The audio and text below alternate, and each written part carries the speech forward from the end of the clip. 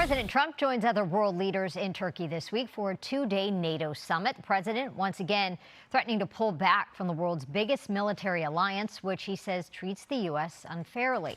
KTLA's Trevor Shirley live now in Washington with the latest. Trevor, good morning. Jess, good morning to you as well. President Donald Trump arrived in Turkey earlier today, and he was barely on the ground before he started criticizing other NATO member countries.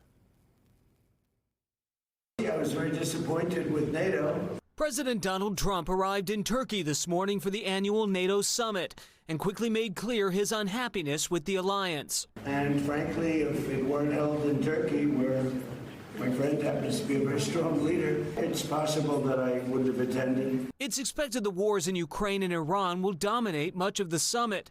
Many NATO countries have not supported President Trump in his military action against Iran, nor shown willingness to help secure the Strait of Hormuz.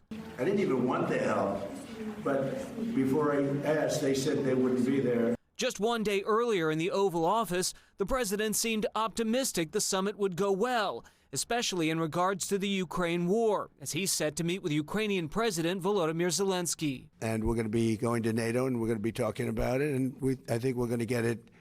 I think we're going to get it ended. But the president made clear today he views the relationship between the U.S. and NATO as a transactional one. We've invested trillions of dollars in NATO. Why? To protect European countries and others, Canada. I say that's fine, but you would think that they'd be very willing to do something to help us. It's unclear how the rest of the summit will go, but President Trump's skepticism of the alliance remains. And in a way, I was testing people. I was testing to see whether or not they'd be there, because I've long said that we help them, but I'm not sure that they'd be there for us. And President Donald Trump has also repeatedly called on member nations of NATO to pay more for their own self-defense. That's something that the UN, or the NATO Secretary General, rather, has said that most NATO countries have managed to accomplish.